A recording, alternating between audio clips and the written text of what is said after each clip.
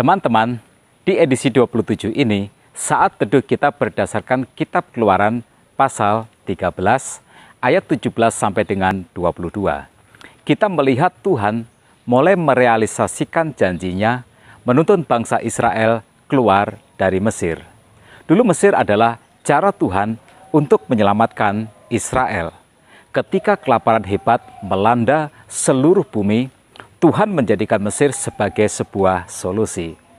Yusuf yang sedang berada di dalam penjara diangkat Tuhan melalui Fir'aun dan dijadikan sebagai Perdana Menteri di Mesir untuk memakmurkan Mesir, sehingga Mesir dapat menyelamatkan banyak bangsa dari kelaparan, termasuk Yakub dan keturunannya.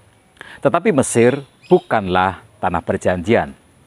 Jadi, Tuhan mengizinkan kesusahan bagi Israel sehingga mereka harus keluar dari sana. Nah, hidup memang kadang seperti itu.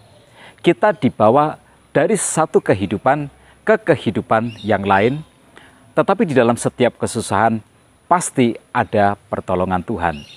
Di dalam setiap kesulitan pasti ada jalan keluar.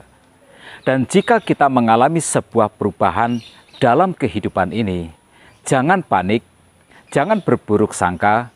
Tuhan pasti memiliki rencana yang jauh lebih indah. Pesan untuk saat teduh edisi ini adalah, berilah dirimu dipimpin oleh Tuhan. Dan jika kita memberi diri kita dipimpin oleh Tuhan, tidak masalah sesukar apa situasi kita pasti tiba di tujuan, yaitu rencana Tuhan yang indah. Jadi kalau situasimu saat ini kelihatannya mustahil bagimu untuk menggapai impian indahmu di dalam Tuhan, berikan dirimu dituntun oleh Tuhan, kita pasti tiba di tujuan. Nah, yang menarik adalah apa yang dikatakan Tuhan dalam ayat yang ke-17 sampai 18 bagian A.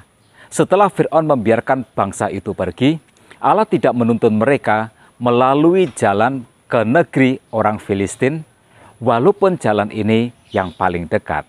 Sebab firman Allah, jangan-jangan bangsa itu menyesal apabila mereka menghadapi peperangan, sehingga mereka kembali ke Mesir. Tetapi Allah menuntun bangsa itu berputar melalui jalan di padang gurun menuju ke Laut Teberau. Nah, yang menarik adalah bahwa Tuhan tidak membawa bangsa Israel lewat rute terdekat, karena di rute yang terdekat itu ada risiko yang mereka belum siap, yaitu peperangan. Kesiapan, ya, kesiapan mental atau kesiapan iman bangsa ini belum memadai. Seperti kebanyakan orang Kristen, orang Israel pun sama. Kebanyakan mereka masih belum siap bahwa hidup diberkati oleh Tuhan itu ada harga yang harus dibayar. Tanah perjanjian itu ada harganya. Semakin mereka ingin cepat sampai, maka semakin besar harga yang harus dibayar dan mereka belum siap.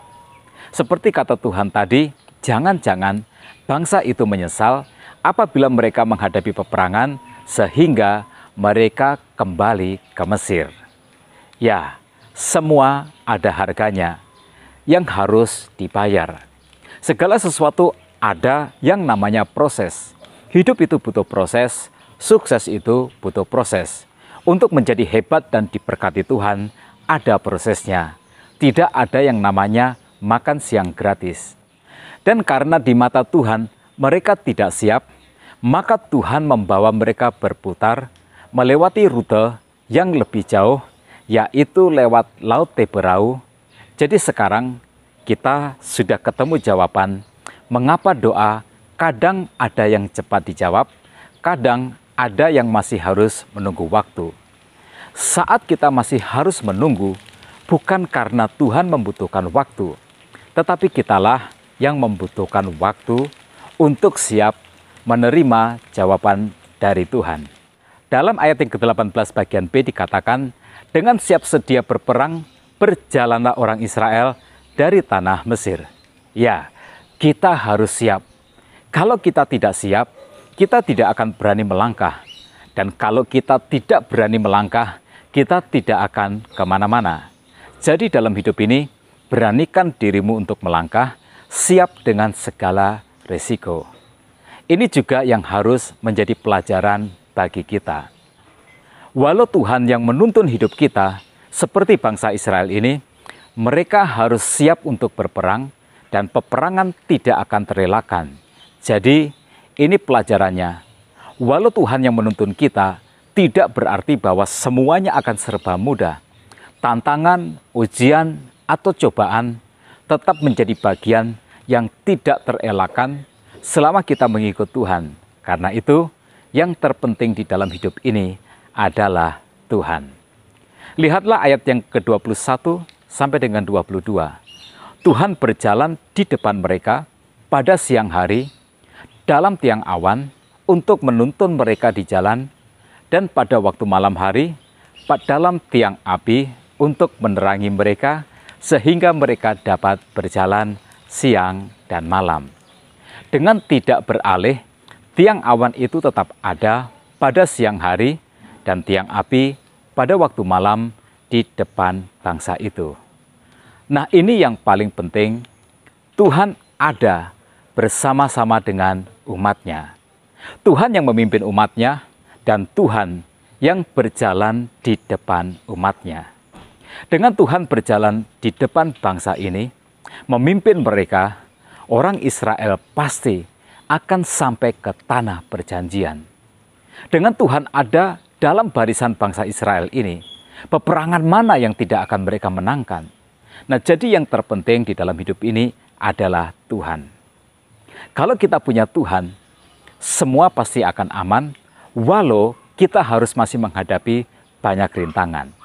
Maka dalam hidup ini, jangan pentingkan hal-hal yang bukan Tuhan. Harta itu cuma hiasan, kekayaan itu cuma aksesoris saja. Hidup tidak ditentukan oleh harta, sukses kita ditentukan oleh Tuhan.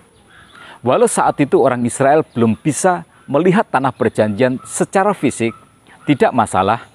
Selama ada Tuhan, mereka pasti akan tiba di tanah tujuan. Dalam hidup ini, jika Tuhan ada bersama dengan kita, cepat atau lambat, sukses itu akan ada di dalam genggaman tangan. Nah, teman-teman, kita sampai sekarang pada kesimpulan. Apa pelajaran yang bisa kita petik sebagai inspirasi dari saat teduh ini? Yang pertama, kesiapan mental atau kesiapan iman. Kita harus siap menjalani proses Tuhan. Walau Tuhan menuntun hidup kita, tidak berarti bahwa segalanya akan mudah. Ujian, tantangan, atau cobaan akan tetap menjadi bagian yang harus kita jalani di dalam hidup ini. Sukses itu membutuhkan proses, karena itu saat Tuhan memproses, jangan banyak protes. Yang kedua, Tuhan adalah modal terbesar dalam perjuangan. Kalau kita memiliki Tuhan, maka kita memiliki semua yang kita perlukan. Tetap semangat dalam kehidupan. Tuhan Yesus memberkati kita semua.